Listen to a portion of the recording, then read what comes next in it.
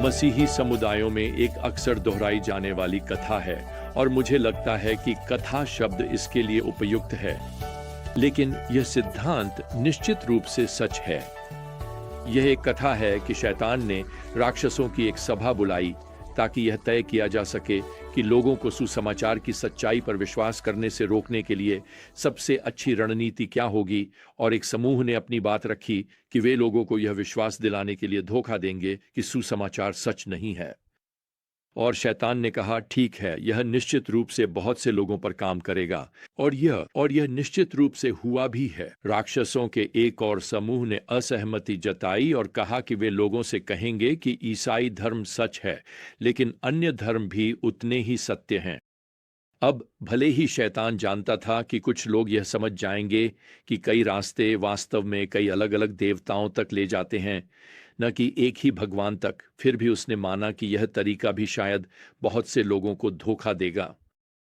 आखिरकार राक्षसों के एक तीसरे समूह ने कहा, नहीं, हमें लगता है कि जो तरीका पूरी मानवता पर समान रूप से काम करेगा वह यह है।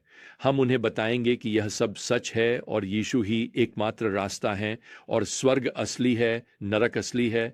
उन्हें सुसमाचार पर विश्वास करना चाहिए। हम उन्हें यह सब बताएंगे, लेकिन हम उन्हें यह यकीन दिला देंगे कि उनके पास बहुत समय है।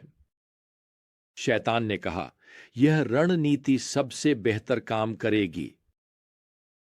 आप जानते हैं, मुझे यह दिलचस्प लगता है कि जैसे जैसे प्रभु की सेवकाई में अधिक से अधिक लोग आकर्षित होते हैं, और लूका का सुसमाचार हमें बताता है कि अब हजारों लोग उनका अनुसरण कर रहे हैं, प्रभु अक्सर रुककर उन्हें आने वाले परमेश्वर के न्याय के बारे में चेतावनी देते हैं।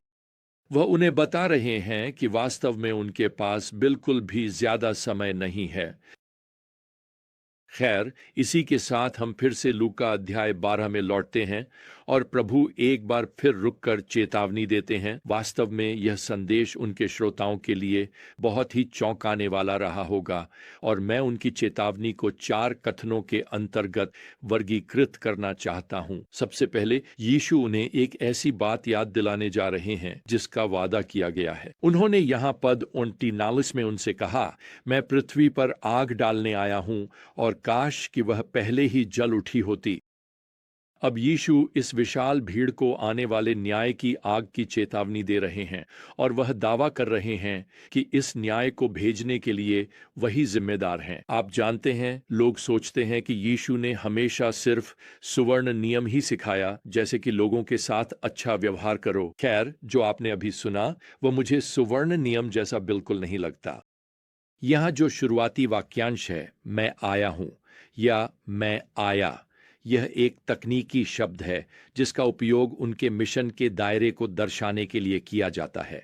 यीशु के मिशन का एक हिस्सा पृथ्वी पर न्याय लाना भी है। देखिए, यह यीशु का वह दूसरा पक्ष है जिसके बारे में दुनिया बाहर सुनना नहीं चाहती। उन्हें न्याय के बारे में सुनने में कोई दिलचस्पी नहीं है। इसी वजह से वे बार बार सुवर्ण नियम का ही हवाला देते रहेंगे। अब यहाँ जो यह आग है, इसमें क्या शामिल होने वाला है?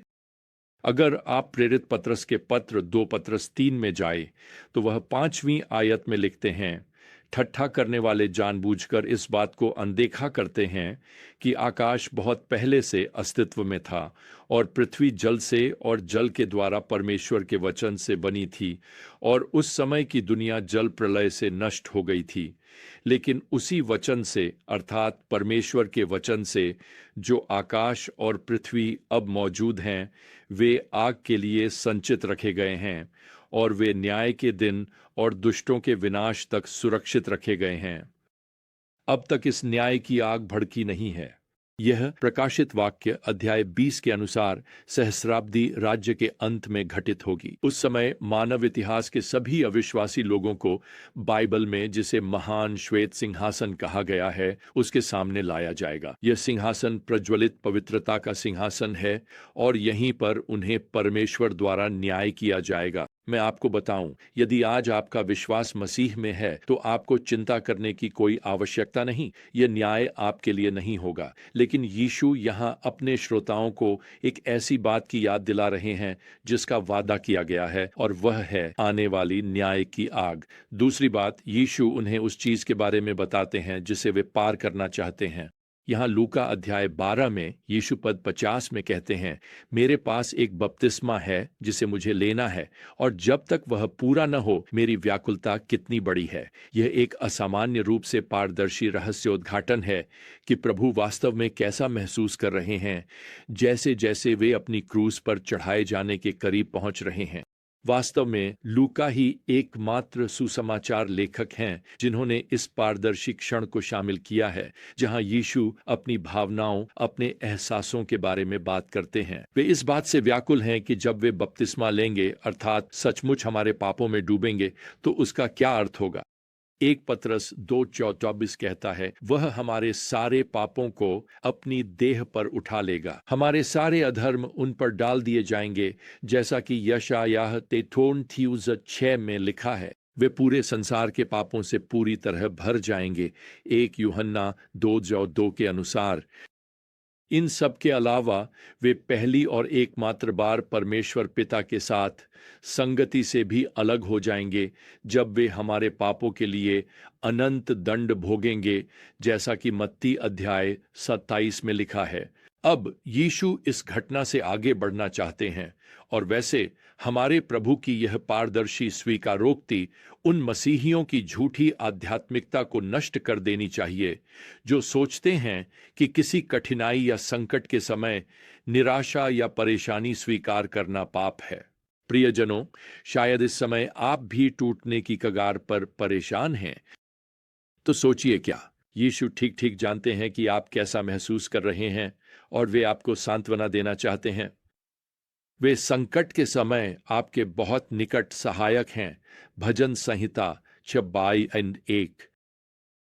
अब तीसरी बात, प्रभु उन्हें उस बात के बारे में चेतावनी देना चाहते हैं जो जल्द ही होने वाली है। यहां मौजूद भीड़ में जो विश्वासी हैं, वे वास्तव में अब तक का सबसे बड़ा दबाव महसूस करने वाले हैं, और यीशु इसे यहां पद 21 में स्पष्ट करते हैं। क्या तुम सोचते हो कि मैं पृथ्वी पर शांति लाने आया हूं? नहीं, मैं तुमसे कहता हूं, बल्कि विभाजन लाने आया हूं।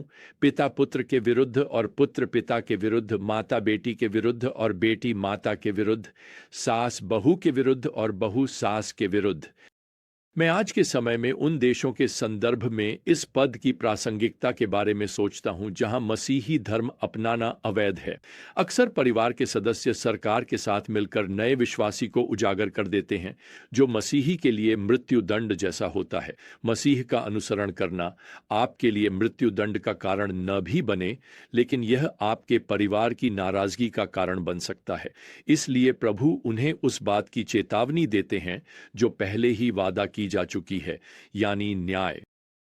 वह उन्हें उस बात के बारे में बताता है जिसे वह भूलना चाहता है, यानी उसका क्रूस पर चढ़ना। अब वह उन्हें उस बात के बारे में बताते हैं जो होने वाली है, यानी परिवार में विभाजन। इसी के साथ प्रभु उन्हें यहां डांटते हैं क्योंकि वे वर्तमान में हो रही बात को समझने में असफल रहे हैं।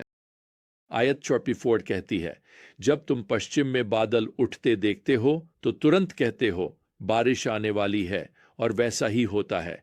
और जब तुम दक्षिणी हवा चलते देखते हो तो कहते हो भीषण गर्मी होगी, और वैसा ही होता है।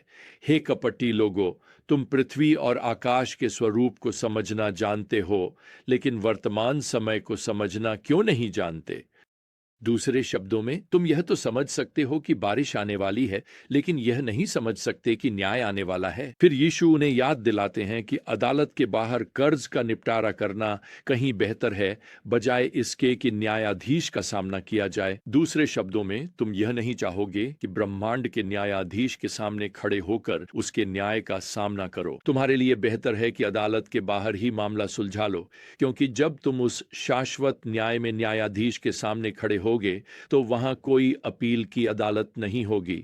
महान श्वेत सिंहासन पर वहां कोई क्षमा नहीं है। इसीलिए यीशु उन्हें चेतावनी दे रहे हैं कि वे आज ही परमेश्वर के साथ अपने पाप का कर्ज चुका लें। तो आप यह कैसे करते हैं? यीशु यहाँ पद 50 में कहते हैं, मेरे पास एक बपतिस्मा है जिसे मुझे लेना है, और जब तक यह पूरा न हो जाए मेरी कितनी बड़ी व्याकुलता है। अब यीशु ने यूनानी शब्द पूरा के लिए इस्तेमाल किया, जिसका अर्थ है पूरी तरह चुका देना। ये वही शब्द है जो अपराधी के लिए होता है जिसने अपने अपराधों की सजा चुका दी हो। क्रूस पर मरने से पहले यीशु ने यही शब्द कहा था। इसका अनुवाद है यह पूरा हुआ, यूहन्ना 19:30। यही यूनानी शब्द उन्होंने यहाँ पूरा के लिए इस्तेमाल किया। दूसरे शब्दों में यीशु क्रूस पर कह रहे हैं, मैंने पाप का कर्ज पूरी तरह चुका दिया है, मैंने तुम्हारे अपराधों की कीमत चुका दी है। अब तुम अदालत के बाहर ही अपना कर्ज चुका सकते हो। तुम्हारे सभी पापों, सभी अपराधों की सजा यीशु मसीह ने चुका दी है। अगर तुमने उस पुराने क्रूस पर विश्वास के साथ उनके सामने खड़े होकर उन्हें स्वीकार किया है, तो तुम्हें कभी उनके सामने न्याय के लिए खड़ा नहीं होना पड़ेगा। अब मैं तुम्हें कहना चाहता हूं मेरे मित्र, एक तूफान आने वाला है। यह तूफान परमेश्वर के न्याय का है, उन सभी के खिलाफ जो क्रूस पर दी गई उसकी बलि को अस्वीकार करते हैं। इसलिए आपको करना यह है कि परमेश्वर न्यायाधीश से समझौता करो। आज उनके साथ अदालत के बाहर समझौता कर लो, इससे पहले कि हमेशा के लिए देर हो जाए। तो जब तक हमारी अगली विजडम जर्नी नहीं आती, प्रियजनों, प्रभु यीशु मसीह का अनुग्रह, परमेश्वर का प्रेम और पवित्र आत्मा की संगति आप सभी के साथ बनी रहे। आमीन।